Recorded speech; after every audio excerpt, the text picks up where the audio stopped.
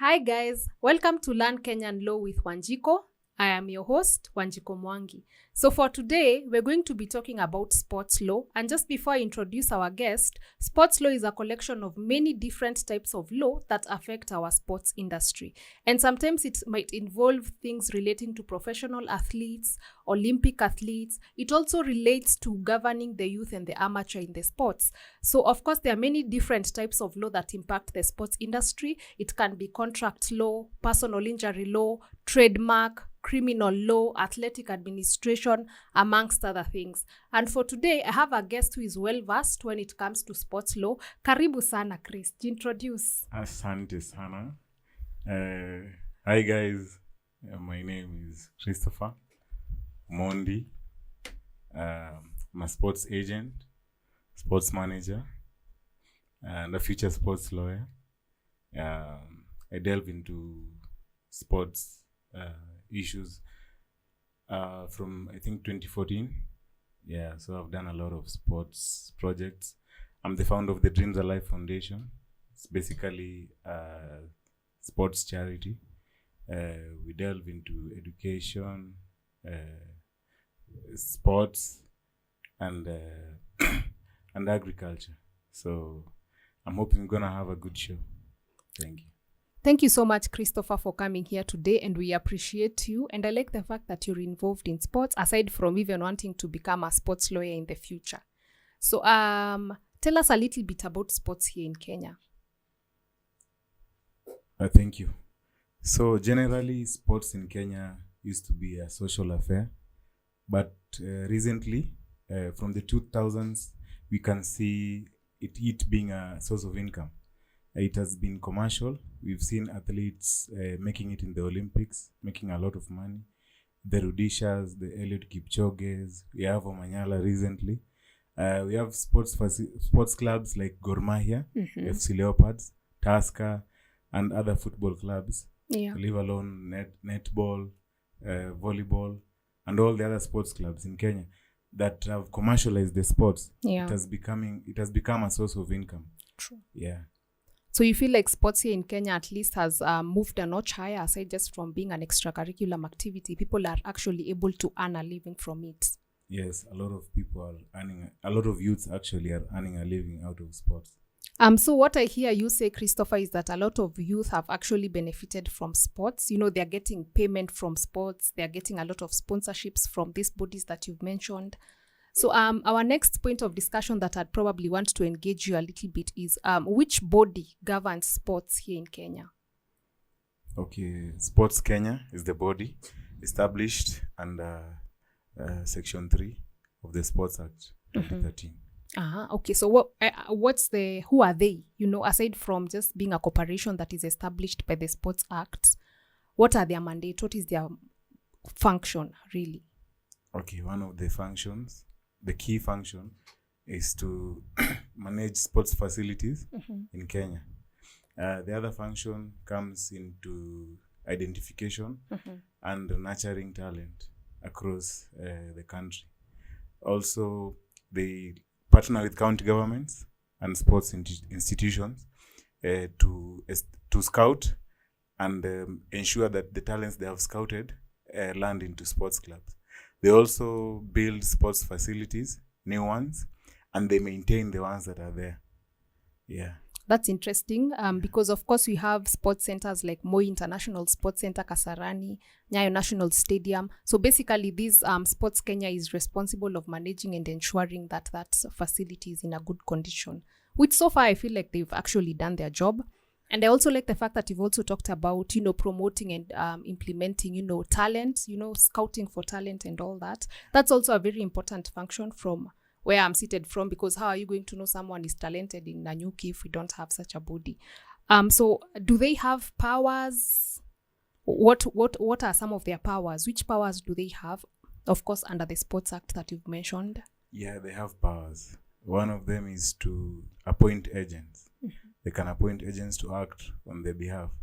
They can also partner with the county governments, establish the county governments they want to work with on certain facilities and certain sports projects.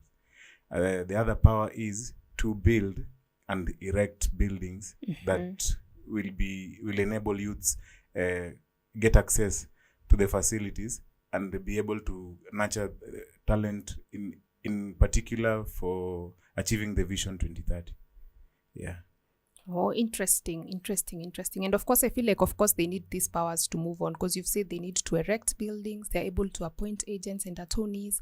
You've also talked about engaging persons who are supposed to perform these services in sports. Of course, the employees of Moi International Sports Center, they need to be employed. And I'd also want us to probably talk a little bit about the specific facilities that they manage, maybe just some of them. Okay. You know, I don't know how would you put it. Let's start with Moi International Sports Kenya. Do you feel like the place has been maintained well? What are your thoughts when it comes to maintenance of these stadiums? To be honest, maintaining a sports facility is not an easy task. But according to the standards we have in Africa, Moi International Sports Center has been vetted quite a number of times, and it remains the only facility that qualifies to hold an international match in Kenya. The others don't qualify. So for Moi International Sports Center, I think they have tried. The only problem I have with the Moi is the extra facilities, like the washroom, I think the restaurant and the stuff.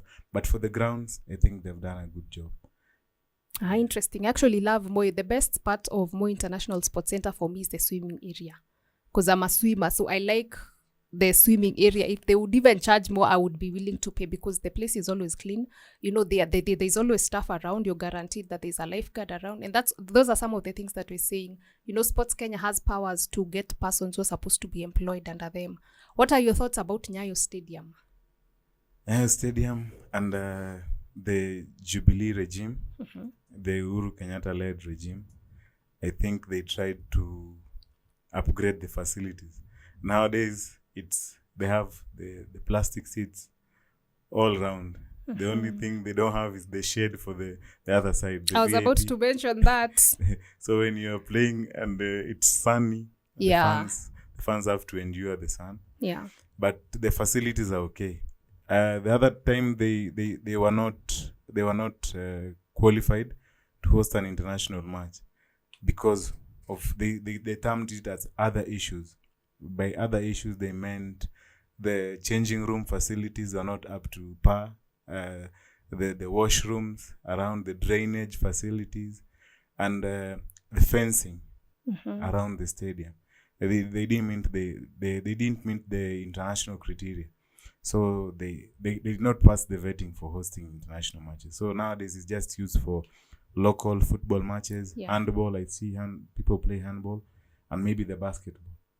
Yeah. I don't know if you've had time to go to the Ulinzi Sports Complex, the indoor arena that mostly hosts the Basketball Federation Premier League. What are your thoughts about that complex, specifically for basketball? Okay, for basketball, I would have talked about the whole complex, but let me talk about basketball. Okay. You can still talk about the whole complex. For the development of the game, it's a plus, because it adds to the list of facilities that are up to par with the international games. Yeah. Because they tried to level it to the international standard. So for the basketball game, I think it's a good thing. It's a good initiative. It gives the youth a chance to play at facilities that are regulated internationally. Yeah. Okay, so of course we've spoken about complexes that are in Nairobi. Let's talk a little bit about sports centers that are out of Nairobi, and whether it can entice me enough to leave Nairobi to go to Kisumu for a game. To be honest, there's nothing going on beyond Nairobi. Okay, I'll take you step by step. Yeah. Let's go to Afraha. They don't even have seats, and it's a stadium that is the biggest stadium in the Rift region. They don't even have seats for the stadium. They have good grounds. It can host a match. But what about the other facilities? I'll talk about a little bit about the levels needed for an international standard facility. Yeah. One of them is usually the ground. It has to be grass. It has to be well-maintained grass. The others are the changing rooms. they have to be up to standard. You have to have the bathroom, you have to have the toilets, you have to have the sinks for the wash, you have to have the wardrobes where players can keep their stuff, and the changing area and the pep talk area. That is where teams meet during halftime and stuff. No other stadium has those facilities apart from the two in Nyayo National Stadium and Moi International Sports Center, Kasarani.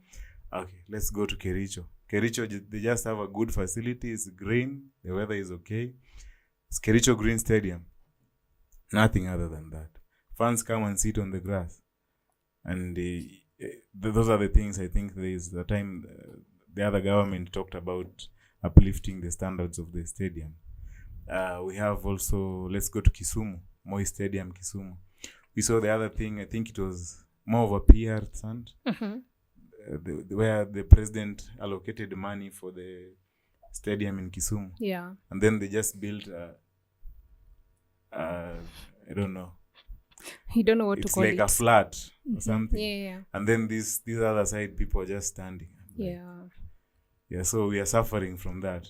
Yeah, so I think something needs to be done in terms of maybe hiring a body that can standardize. It's part of their work, but I haven't seen them do it, like bring these facilities to the standard. What do you think about Kirigiti Stadium? To be honest, I went to Kirigiti Stadium where before it was renovated. Yeah. But I've seen the photos. Yeah. And I think it's a good initiative. It was started by, I think, Governor Kabogo. Yeah, it was promised by the Jubilee government, of course, under the leadership of Uhuru Kenyatta. And of course, this stadium is in Kiambu County and it is still under construction. I'm not really sure if they are like 100% done to a point that they can now come and tell us that we are completely done with this. But of course, they are almost done because now people are able to, see around. And of course, if we can also talk about the budget when it comes to the allocation of the building of this stadium. This stadium was specifically budgeted for 500 million. And I'm not really sure if you go there, you would feel where that 500 million has gone. To be honest, that is now politics. But, but to be honest, a 500 million facility is something that you should enter and feel the cost implication just at the gate. You see the seats, you see the type of gate you're entering. There should be a ticketing booth, something that is online and stuff like that. The grounds should be international standard grass, well maintained. There should be staff there attending to people. There should be a restaurant where people can get coffee and stuff. Yeah, emergency exits, all the safety plans are there. Yeah. I really understand. But of course, we need to go there soon because it's been a minute since I was there. We've also not mentioned about this stadium that is in Meru County, Kinoru Stadium. I don't know if you've been there. I read about Kinoru. I was there once while they were renovating it. But then I read about it and I'm like, I think we need to establish something like a sports facility architect. Someone who will design all our facilities. Yeah. Someone who knows about what an international facility looks like. For example, the Moi International Sports Center, Kasarani. It's an old facility, in the 80s probably, but you can see it has maintained the standard. True. Up to 2023. Yeah. You understand? Yeah. So if you go to all these other stadiums I'm talking about, I think they're using the colonial plan. You have the football pitch at the center, then you have something around where people can stand and sit and watch football.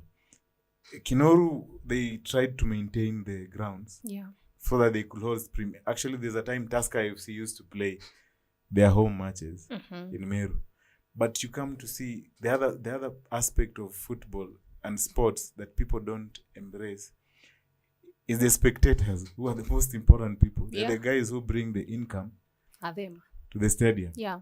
They don't have a place to sit. Their facilities, their washrooms, they are not up to standard. They are dirty. They are not well maintained. You go before a match, you find the stadium is dirty, except the pitch, of which it was watered. But where the fans are seated, it is dirty. So Yeah. you understand, and you get to see that there's someone who's not doing their job right. Yeah, for sure.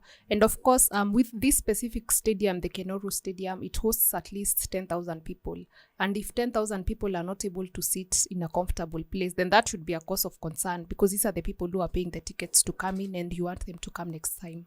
Yeah. So as we finish talking about these stadiums, let's talk about Bukungu Stadium. Of course, we cannot forget our Kakamega people. And when I was seeing the blueprint of Bukungu Stadium, I was like, this is going to be it. I don't know if you can remember that time they were telling us about the blueprint. I think there's a day we talked about it when you were going home, I think. Bukungu Stadium is a lie. Let me tell you why.